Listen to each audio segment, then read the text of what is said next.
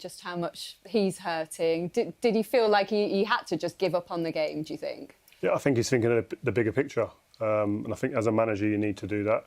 The game had kind of slipped through their fingers. I think I said before he'd be disgusted with just two situations that probably cost them the goalkeeper errors and a red card. But I think also, like you said there, the first half, they had opportunities to really punish Arsenal in the transition, and it was just the final pass wasn't good enough. And it's about those moments, those quality, and I think he'll be as disappointed with that as he is with those big mistakes. He didn't want to comment on the sending off, Peter, but what was Emerson Royal thinking, and what did you make of the decision? I've got no idea. I think this is where the game hinges. You think always, even though Tottenham aren't in control of the game, you always think they've got a threat with 11 men on the field.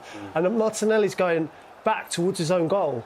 Emerson Royal, it's just a ridiculous challenge. I've no idea. He's made the referee make a decision. There's absolutely no need for it, and he's absolutely killed the game. I used to get the ump with players, the attacking players, if they made fouls in them positions, because I was thinking, we've got them trapped here, going back to their own goal. Let's keep them there and make it difficult for them to get out. And then when you give a foul away, I used to scream like with Rooney and people like that. But to do that, what he's just done there, he's killed his team there. But a foul is bad enough, in that situation. But of that manner, to get a red card in that situation is absolutely ridiculous. Absolutely. How hard will he have to work now to regain the manager's trust? He's obviously got a ban to sit out, but following that, Cesc? Well, he'll have to work hard, I'm sure, because Conte is the type of player who concentrates a lot in little details. Football nowadays is very even. Everyone studies very well each other, and these little details can cost you a game as it happens. So he'll be very frustrated by this. So, what's he actually like after a game like this? Such a big game, all the eyes and cameras are on them, and then they go on put in a performance like that. You would have been involved in a performance where it didn't go to plan. How does he then react in the following week after it? First of all, he will make you train very, very hard. It's like, I didn't feel it was like a punishment. I remember after we lost 3-0 at the Emirates, when he first joined, that he after changed to a 3-4-3, because we started playing 4-3-3 when he first joined. That day, 2 days later, not even 48 hours later, we got battered here. He made this type of training that maybe we run more than we run in a game. That's already, we took it as a punishment, and then we started working even double the time because we had to work in a new formation with different players. So he changed many things, and I think this is how it is. If he sees that you don't work hard enough, he will make you work hard double in training for you to suffer, as he says, because he repeats this word a lot: suffer, learn how to suffer. But after a game, you know how he feels. If he comes and shake your hand, that means he's happy. If he doesn't come to you, better stay quiet. There'll be no handshakes today then, will there? Not today. I'm sure. Some tough sessions on the way, I think, for the Spurs players. For Mikel Arteta, though, he will be delighted. He's beaten Antonio Conte for the first time to send his side 4 clear at the top of the table. Let's get his thoughts with Des. Oh, pretty much everything you wanted from the players today. Was that it? They were phenomenal, I thought. From the beginning, we went for it. We had amazing support. We created a great energy in the stadium, and I think we deserved to win the game. A perfect start. You dominated possession. You were pushing them back from the beginning, and a fantastic goal from Thomas Partey. Oh, it was a great goal. Great feeling. We've been waiting for that one. The whole crowd has been shoot for a long time, for what he's been through and the injuries and the effort that he put his week again to be available for the team. I'm so happy for him. He deserves it. Yeah, 22 passes before that goal. That's quite impressive. It is, and it's our way of playing, where we can attack in different ways, but obviously this is part of the way we want to play, and especially against this team that is so dangerous on the breaks. You need to be able to control the match. But that must have been very frustrating for you at half-time then, to go in level. It was, but they don't need much, in any action, anytime they're around the box, you have the feeling that they can create anything out of it, and you have to live with that. But I really like that we didn't play with that in the back of our minds. We were free, we were courageous, we were brave, and we went for it, and this is what we demand the players to do. Exactly. Picked it up straight at the start of the second half. Gabriel Jesus, of course, scores the goal. That changes everything. How sharp he is and how lively he is. Bukayo as well, the decision making, to have the courage to attack 1, 2, 3 players there, and that's what you have to do. If they want to defend low, you have to make them defend the box and defend their goal. He's a wonderful signing because he's become an instant fit, which is perfect for a striker. It is, and again, it's just his winning mentality, the way he trains every day, the confidence that he brings to the team is taking us to a different level. And the team working as a team perfectly, and Granit Xhaka scoring the third goal. He was very pleased with that. You could feel the connection there between the players, between the staff, and between the crowd. And I'm so happy because I think it was a beautiful day, a beautiful game, and I'm so happy as well because I think we make a lot of our supporters very happy and proud. The red card was a dangerous challenge from our point of view. You see it the same way? I haven't seen the action. No. As for the result, this gives a big psychological boost to your players. I mean, they must be believers now. It gives us certainly a lot of encouragement to keep doing what we are doing and confidence to believe that we can play at this level. And it's just a game. We need to continue to improve and get better. It's a game. It's a big game, though. Big game, yeah. Cheers. A very big game, a beautiful day, he called it. Mikel Arteta also speaking about the connection that you can feel now with the crowd here. Cesc, he's had to ride out some real rocky periods here as well. Are the club now reaping the rewards for backing him, do you think? I think so, definitely. I know Edu very well. I know how he works. He's been very patient. He saw it exactly how it was. You need to give, confidence and trust to a young manager when he comes in, and depending of what type of players do you have. They had a really, really young squad, so they need to give time. We've all been young, and when we are all together, we had a very young team when I was captain of the club as well, and it's very, very tough because there are certain moments you're going to United with all these players who are super players but also very experienced, and sometimes you rush things, sometimes you are too emotional and you feel so good that you attack too much and then they kill you on the counter-attack as you guys used to do to us. So little moments that make a big difference, and I think Mikel slowly is creating a super team. Doesn't he deserve a tremendous amount of credit? If you think about where he was, and the home fans were on his back big time, and same as Xhaka, to come back and have that strength of character, to come back and now become, a fan's favourite is incredible. And hats off to Arteta and his team as well with the recruitment. The average age has gone down. They look exciting. They look solid at the back. They've got a good goalkeeper. I mean, it's easy to get carried away, but the improvements from sort of last year to this year have been. But this is credit to Mikel, obviously, for what he's doing and what he's creating on the pitch, but it's credit to the club as well, because nowadays we are so used to seeing clubs sack managers and changing and right and left all the time, every now and then, that you get confused. You confuse people because you're thinking, the normal thing to do now is just sack everyone and start over again. No, it takes time. I think what's been you good could become for him, blind. The stadium, some of it was nasty. You could feel it. Yeah. And the fact that they've managed to stay calm, stick with what they believe, and reap the rewards. I think what's helped him though is he's got a clear identity of what he wants to do. They got a target, but getting there, he knows the road and the path that he wants. He's very clear with the way he plays, with the way he wants the atmosphere and environment to be at the football club. And I think that's given him that time with the owners because they can see it.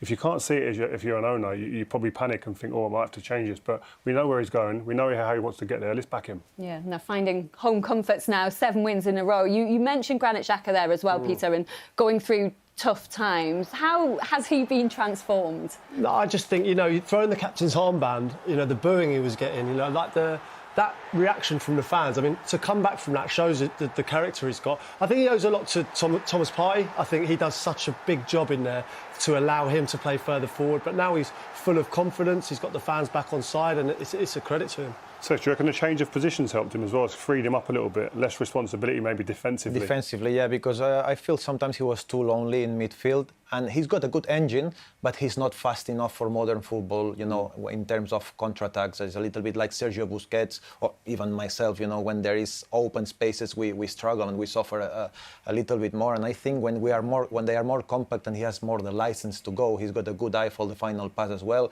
He has good timing to get into the box because without being super fast, he gets into good position. So definitely it suited him. Yeah, 2 goals and 3 assists already. What do we think then? Can Arsenal sustain this title push? It will be tough. It's a big challenge. I'm very confident. The only question mark is the Europa League. I played Europa League in the last year at Chelsea, and it's a really tricky competition because you play every Thursday, you play very far, you come back at 4 a.m, then you need to get ready on a Sunday, early kickoff. It's not easy. It will be interesting to see how Mikel manage the situation, but I believe that they are in the right way for sure. Yeah, big derby goals for both of them, as you've heard. Let's have a look at them then, because Gabriel Jesus took only 4 minutes of that second half to get on his North London derby debut. Manu. Yes, I think that was a brilliant start, from the Gunners. For at least the first 30 minutes, they were controlling the game. Look at the space the Tottenham leaves to the Arsenal strikers, and I think Lloris was guilty, on the second touch. He could have easily, avoided this goal, because that was an easy goal for him. Mm-hmm. And I think straight after the start of the second half, that was a huge blow for them. Mentally, they never recover from this. Hugo Lloris there? Yeah, but it starts with a shoot, and I don't know who shot the ball there. Saka. But at front of him is Son. And again, I'm coming back to this. Son is a striker. Son is not a defender. So it's more easy for Saka to make the shot, because Son is not a defender, so he will don't know how to defend like a defender. The shot, obviously a mistake from Hugo Lloris, of course, especially the second one. Go below him. Maybe the defender should react a bit quicker as well, clear the ball, and it was a matter of quick reaction. Easy. Quick reaction here for Jesus to score in the right place at the right time. This is what you want from a striker from time to time. It's too easy. They are all looking at the ball. Yep. They don't put pressure on the Arsenal players. Because no aggressivity, nothing Son at all. is not a defender. I keep telling you this. And if I was a striker and Son is playing there, I'm going to go against him, because I know that he's not a defender. So it's more easy for me to go past him. We talked about it in the first half with Thomas Partey's brilliant first goal. But they had 10 bodies behind the ball, Tottenham, and no one putting any pressure on. Yeah. So unless you put pressure on the ball, players of the quality Arsenal have, they will hurt you. And there, he's absolutely right. Sonny's come back to help out. He's doing it for the team, because he's been instructed to do it for the team. Exactly. Get back behind the ball. Safety in numbers doesn't always work. There must be a method to it. You have to go and put pressure on. He lets Saka come on in his favourite left foot, gets a strike away, and Hugo would hold his hands up and know that he's made a mistake there. Not necessarily for the first save, but certainly when it comes off Romero, he has to gather the second one. Yeah. And then Xhaka enjoyed the space against 10 men and got his first derby goal. He's having some season. Yeah, that's not a surprise for me that the two holding midfielders from Arsenal scored today, because they were so deep back, in their own half, the Tottenham.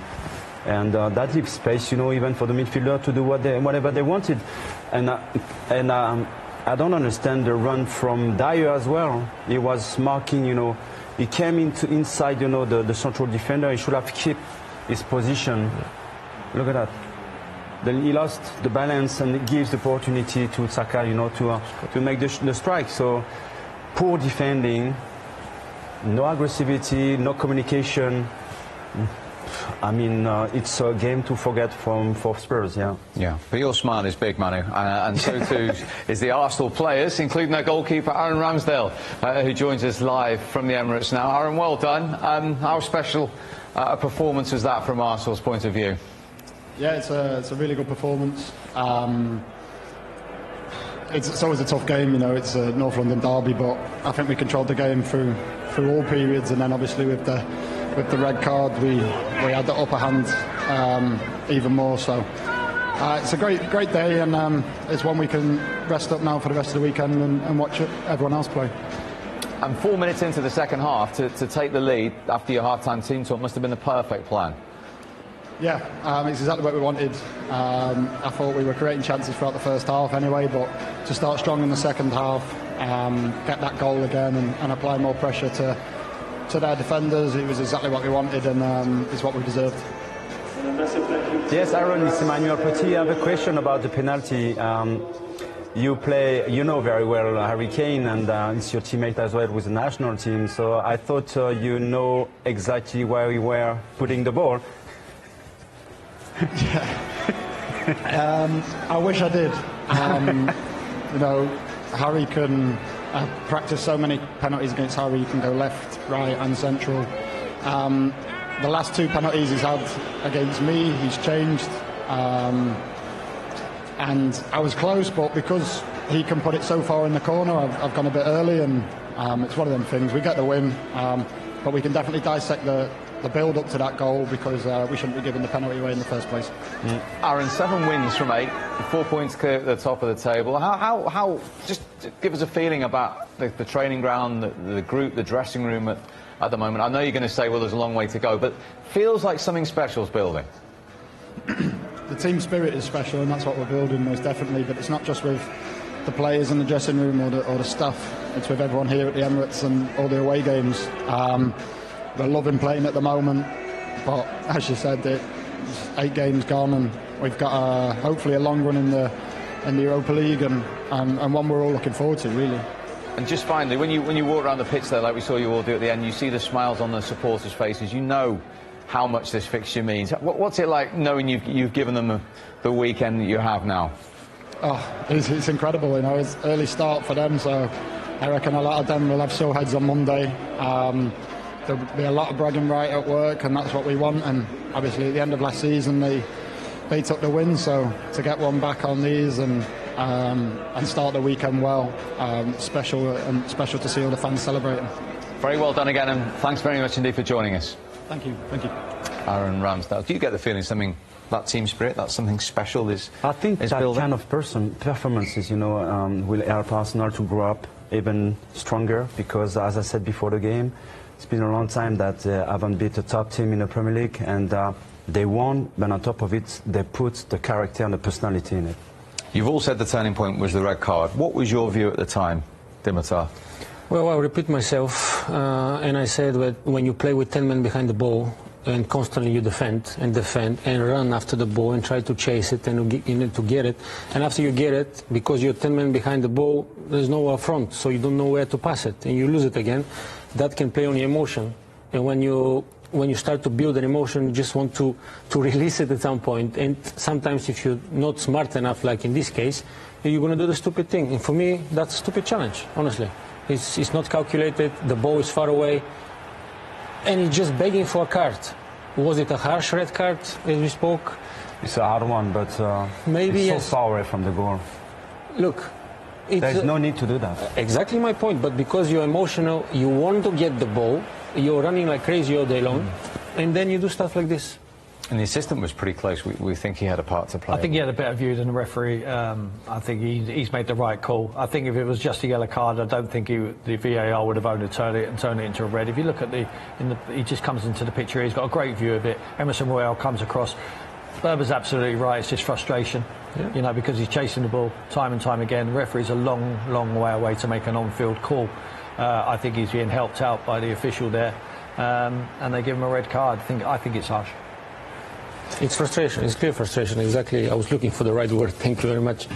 Because it is. I've been there. We all been there. You're running behind the ball, especially if you're a striker, and you think you're good enough that you don't want to do that. And at one point, you're going to snap, like in this case. That's why I don't want to take anything away from Arsenal win. They were the smarter team today. They were the smarter team. Spurs, sometimes they're doing the mistakes they don't need to do, and they suffer because of it. Yeah, but Dimitar, don't you think there is no plan B, There's no plan. For Tottenham, we spoke about that. They always play the same way. Yeah. That's why I ask you guys, when we're watching, are they going to change now when they're chasing the game? Before the red card? Yeah. I think the game plan is quite clear for Tottenham, is to get bodies behind the ball like they did today.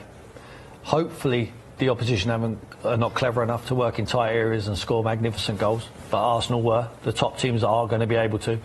And it's to rely on Son, Kane, Kulusevski when he's there, Richarlison. That is the way they've been building results up to now. It's not been spectacular. That is their game plan.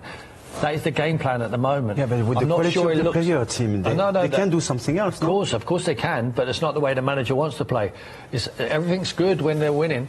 There's no problem. Jose Mourinho plays exactly like this, but this manager's got real desire. This is how he believes he's going to win with this team. This team has not won playing pretty football for an awful long time now, so he's going to try a different way. But it takes a manager with a lot of character to get Son, to get Kane, to get Kulusevski, world-class players, to suffer without the ball, playing so deep for the team and running around like they do. I think team come first, I agree with you, but good luck explaining to players like this to do this. Yeah. So the goodwill soon goes as soon as they start losing games, especially emotional games like this one today. Yes. They start losing derbies. They start listening to the phone-ins. They start listening to the social media with the fans. There'll be grumblings now. How can we play in a derby? There was no passion. They didn't try. Well, they did. They stuck to the game plan, but the game plan wasn't to run around and push high and try and get the ball up and play with that fire in their belly. It was just to soak up pressure and counter-attack. Exactly how they got the penalty, exactly how they've been playing all season. They played at Stamford Bridge against Chelsea. They got outplayed for the 90 minutes. In the 96th minute, Conte never changed. He says, stick with it, stick with it. Harry Kane scores from a corner, 1-1. Good result in the end. It's all about results.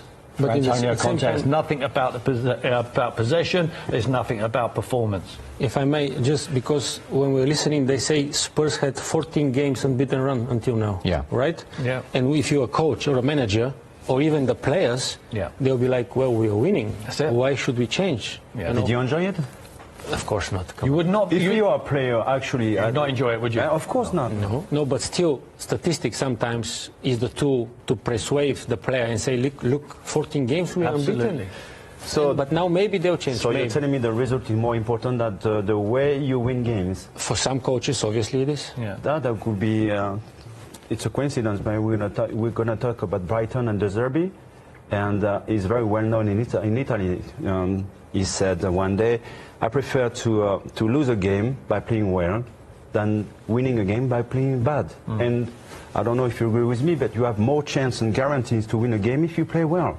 When you've got good players. If you enjoy what you're doing. When you've got good players, absolutely, it's easier, it's harder to convince. When you've got good players playing that way, and now we're starting to say it, but listen, he's absolutely right, 14 games without defeat. Antonio Conte will point to that, and he'll also point to managers in the past, and me included, Pochettino, and he'll say, but you played that way and you never won. Listen, guys, I'm going to try and teach you how to win. He wins at every single football club he goes to, so we've got to give him a chance to do it his way. He will not change for anyone, whereas Jose Mourinho tried to tweak it. When he heard the grumblings from the fans, we need to play more attractive football, tried to tweak it. It's not what he wants to do, and it didn't work out, and ended up getting rid of him.